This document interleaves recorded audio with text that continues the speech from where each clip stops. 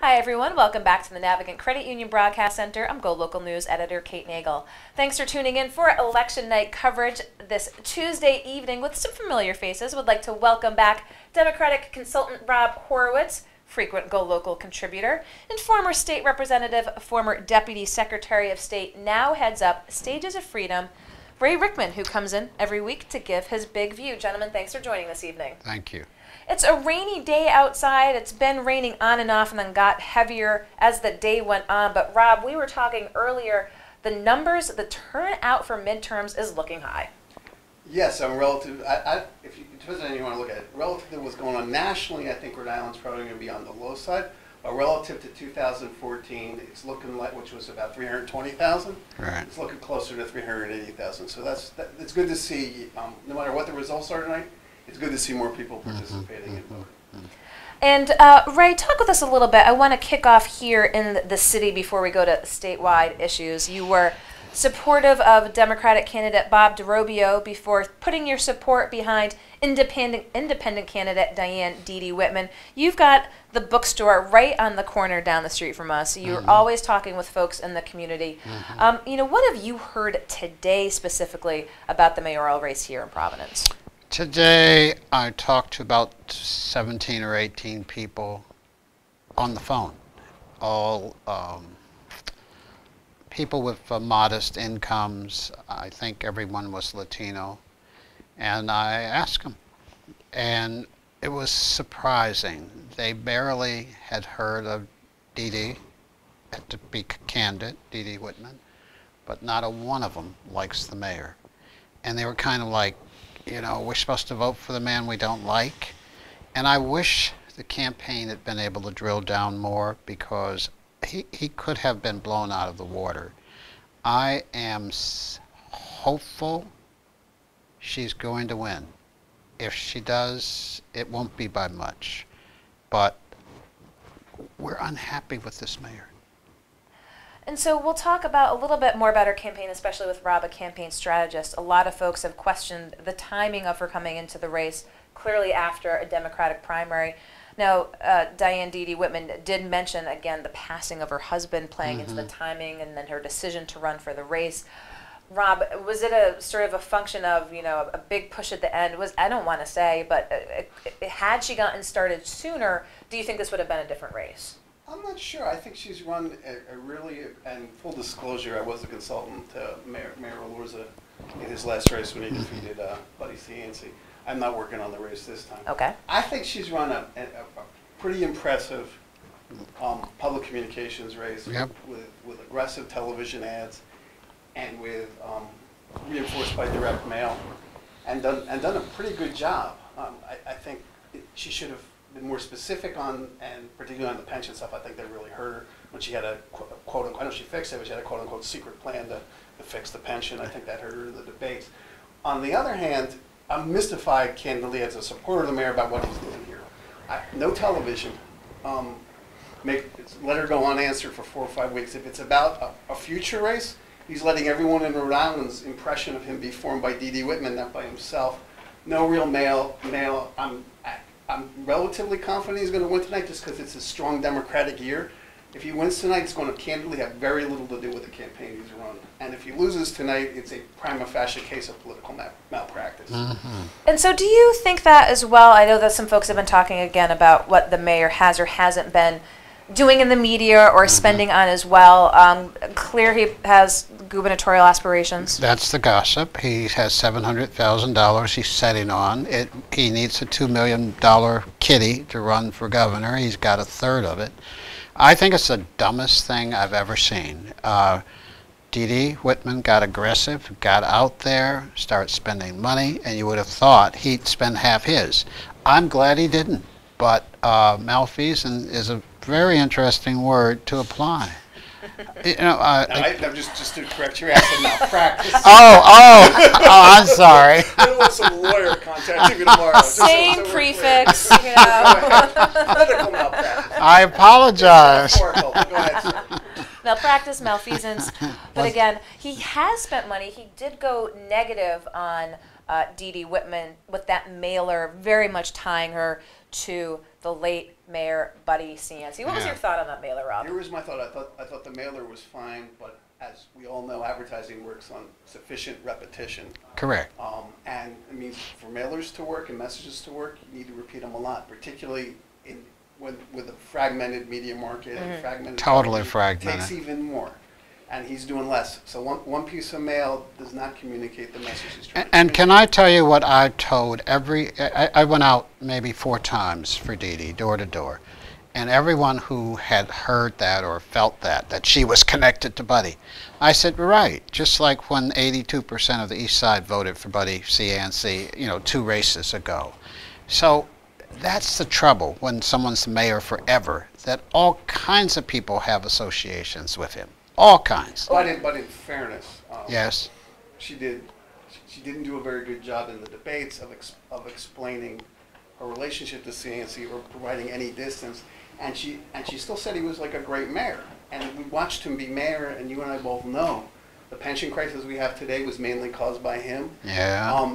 He went to jail for corruption. So I think that's the problem she had. Find that she supported him, and she did it professionally. She was a fundraiser. She also supported Jay Polino. I'm sorry, she did it professionally. That is, and I All will- kinds of professionals. But she Did never you see made me that pointing point. a finger? She made the Oh, point. She didn't really make the point well in the debate. She made the point after the fact when she was here in studio again, pointing out the fact too that Jorge Alorza had approached her for her services as well, but as you Yeah. mentioned, had been approached on the question a number of times and then told us. it's can not I- done. can I- And that was incredibly petty, and no one cared. It wasn't that in the debate. No, She tried to do but it. can I offer this in her defense? Sure. There are politicians, Buddy Cianci, and then there are politicians, this mayor, and then there are people who are new to the game. Bob DeRobio. I mean, as new as you can get to a game. And Dee Dee was better, but not, she hasn't run. Also, what people don't understand, I tell people, I'm a policy guy. I can talk about 10 Providence issues in detail, and I've been a department head twice, and I know things. Dee Dee has not been there. I like her because she's going to run City Hall more effectively. But that leadership thing is true, and she was hoping we'd buy it. The problem is she hasn't provided a lot of evidence that she's going to run it more effectively. You may be right that she could. And Wait, can anybody be more effective than this current mayor? I think you're being somewhat unfair. No, If I'm you look not. at the Go economic ahead. development in the city, if you I look at think how that's it's called a handled- governor. mainly, but somewhat the mayor and some of the tax stability stuff that's come out of the council is a piece of it.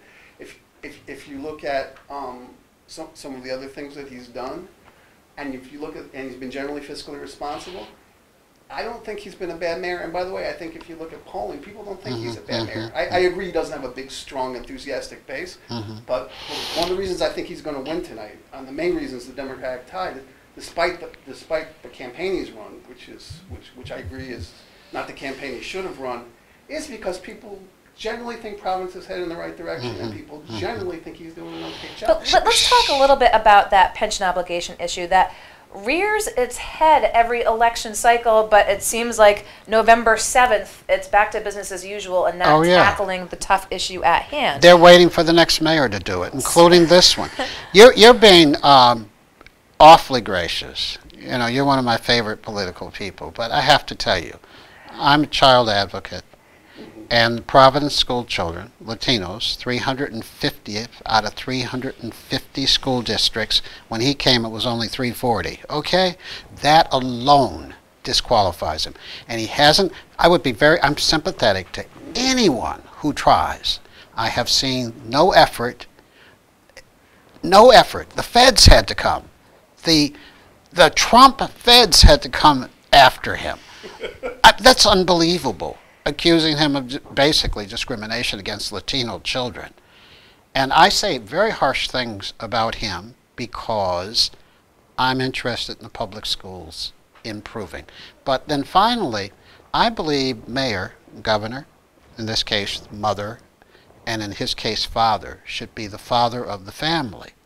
He dislikes school teachers. He dislikes firefighters. He dislikes police officers. Now I hear he dislikes public works folks. That isn't who the mayor should be. I don't know that he dislikes any of those folks. I think that's being somewhat unfair. Well, he And to says get it in back public. To get back, I don't think that's exactly what he said. If you you get back to the pension problem, first of all, Mayor Tavares, full disclosure, somebody else I work for, did make some very meaningful and significant steps to solve the problem. Didn't solve it completely, but cost of living. He tried. He started. Yes. Things that were tough to do and that he pulled off. It's hard to do, especially because that was done. Then the city workers feel like they've done their fair share. They're going to have to do more, unfortunately. But my concern is this. And on the contracts, one of the reasons all the union folks and the city workers don't like him is he's not giving them raises. That's fiscally responsible. The money's not there for the teachers. Everyone agrees that teachers should get a raise, but you're talking about this big unfunded pension liability. But he talks about a surplus, and so that's, I think, the issue with some of the labor organizations. What surplus? It's a the minor balanced surplus, but he also talks about the big pension. He has done a good job in terms of the day-to-day fiscal management. But what about the pension obligation? It's very hard, and actually his solution, selling the water supply. Selling the water supply, which was also the other. Wait, I'm holding on to the chair. Go ahead. If you could ever do it, and you'd need the legislature, it is a city asset. You might be able to take a big chunk of it. So no one's come up with a lot of better ideas.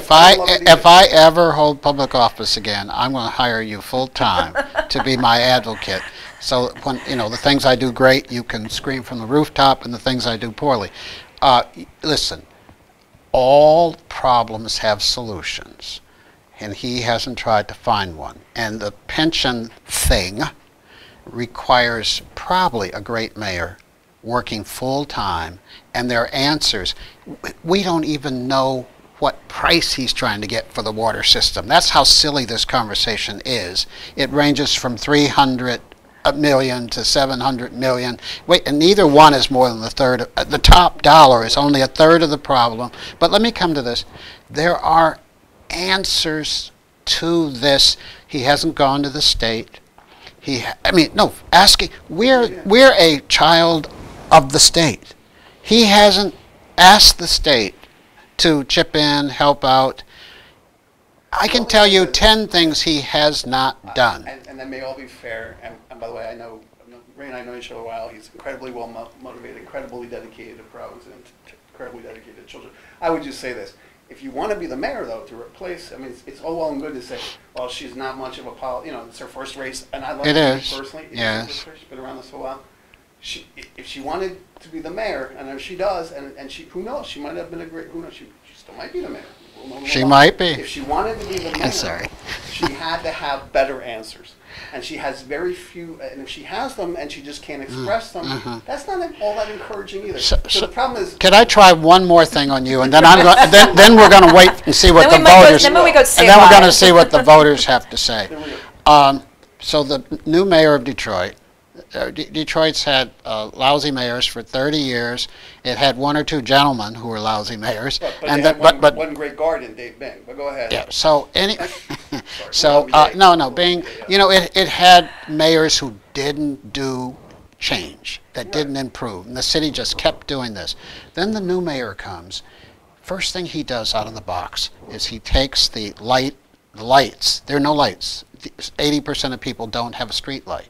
And he goes and gets this bonded with a private company and all of this stuff, gives it to them for 21 years to make money. Now, there's no loss because the city was making zero, and now somebody's making, I think, $17 million a year. And guess what? Everybody in Detroit has lights on their street. It's the most incredible thing. Leadership, leadership, leadership. You want to hear something? I've respected you since the day I've met you. And you and I could sit down and fix this pension problem. I can name you 50 people, and Dee Dee's going to get that done. There's no evidence. Here's the only thing I say. I hope if she wins, she'll get it done, and anything I could do with my very limited ability to do anything about this, I'll help. But and you're closer to this than me. I haven't seen a lot of demonstration. I've seen a good campaign, and she's worked hard. And I think, she's on TV and she's putting her money where her mouth is, and she deserves a lot of credit. So I have nothing else to say. I'm in a little prayer state for Dee Dee, I'm not actually praying for Dee Dee.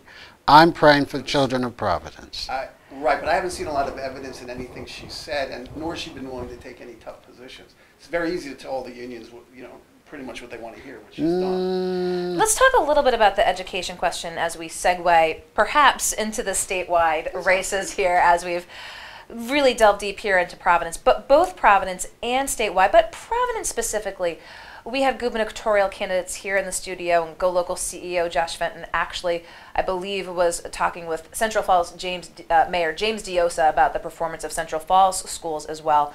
One of the big campaign issues this year was school infrastructure and school safety. And one of the things that GoLocal had reported on was the lack of advancement in test scores, especially in the urban core, and the lack of attention being paid to it within the election cycle. Now, both of you, former elected official, campaign consultant, talking with candidates about this issue that's persisted for decades now throughout Rhode Island. And we still find ourselves here in 2018, as you mentioned, those numbers for the Latino children, as we see test results here in Providence, proficiency levels in the single digits. What are the conversations you have with candidates and the ideas? Because, again, we're at such the, we're at such a crossroads here as to, these kids need an education to prepare them, and what we do is we just keep seeing stagnant numbers. I mean, what do you talk about candidates with us? For candidates, it's kind of, I don't think the answer is with candidates as much as I do candidates. It's good that they put aggressive plans together.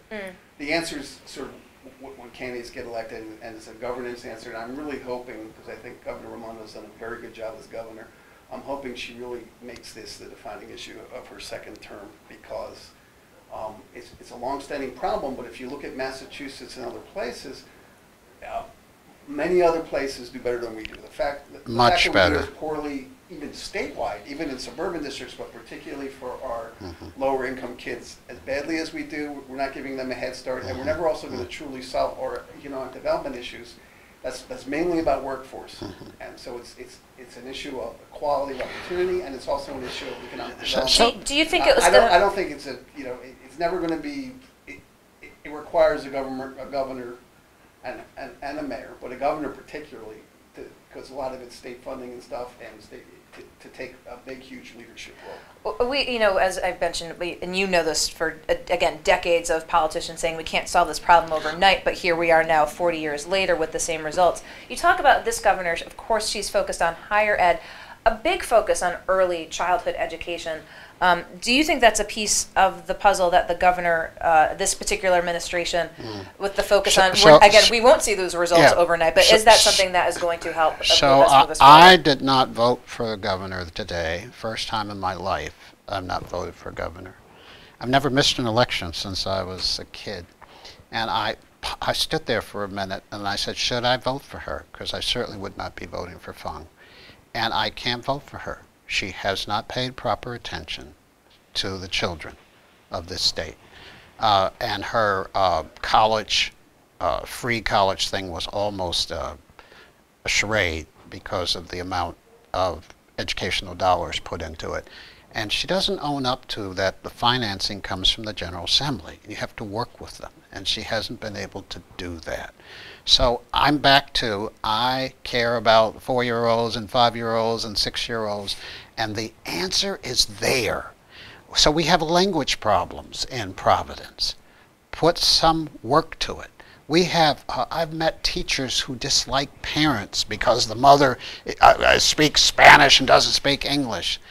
Why don't we have a language immersion program for these teachers? Because even if I speak about 7 languages poorly and only 50 words in each language, but when Greek comes out of my mouth, I have all this respect for it. Seriously, I speak French a little better than the other ones. Every teacher in Providence needs to sit down for 3, 4, 5 weeks or 5 years and learn some Spanish. What's your thoughts on that? I speak one language poorly, English. A little bit of Spanish. So Ray's well ahead of me there. Here's what I think.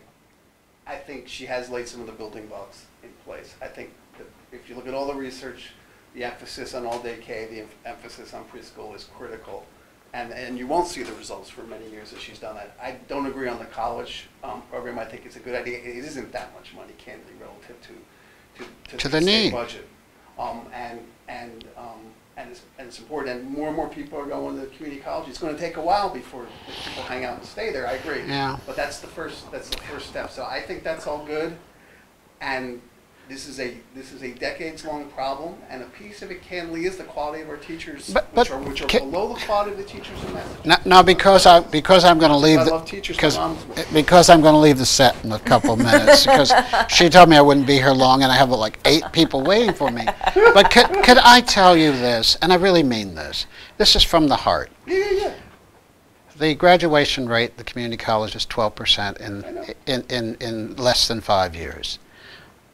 Maybe we should close the community college and let people go to Rick where the graduation rate's 3 times as high.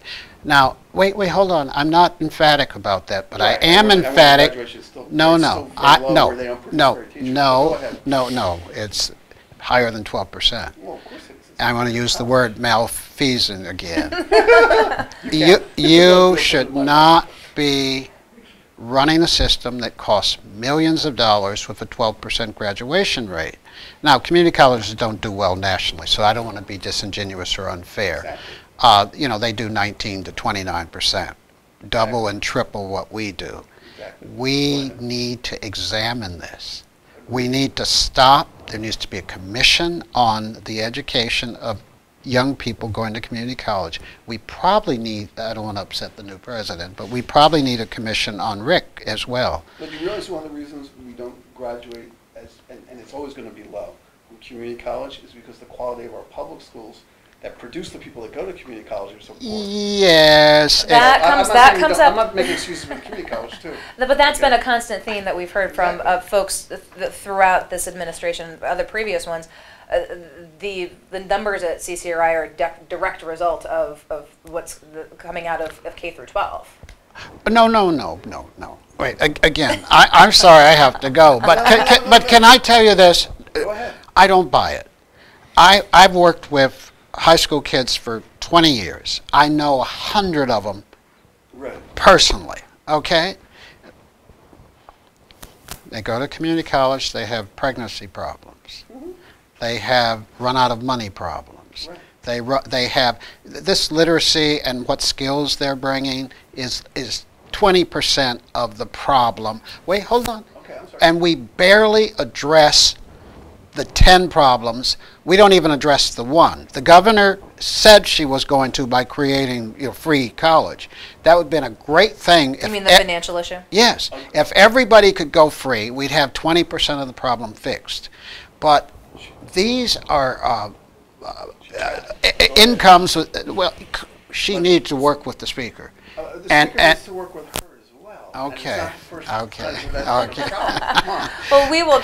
I believe Rob and Ray will continue to disagree on a number of education issues. One last quick thing on the education. It's election night. Why not talk about education? But which is I agree that there's one, and if you look at schools that have up graduation rates, mentorship and expectations is critical. We don't do anywhere near enough. None. I'm hopeful to see that happen in the governor's second term, or by some miracle function. So you know something we don't know, because she's now going to focus on education in a serious way. I'm hopeful she's going to. And stop taking a great interest in Johnson & Johnson that gave us 50 jobs, because I'm interested in 50,000 people who need her attention. She did jumpstart the state's economy, and she did a lot of good things economic development. I think she's serious about education.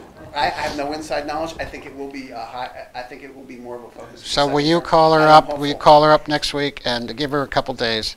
And she's going to win. Call her up and ask her if she'll put together a commission on the graduation community college and see if we can double it. I'd be pleased to call her up. I don't think my call is going to make that commission occur, but I'll be happy to make the call. Well, I will say one thing. We did catch up with the governor today at Nathan Bishop, where she was voting. You can see the video on GoLocal Prov. She did mention, if reelected, one of her focuses in the second term would be being in the community more. So we will be here at GoLocal in the Navigant Credit Union Broadcast Center throughout the evening.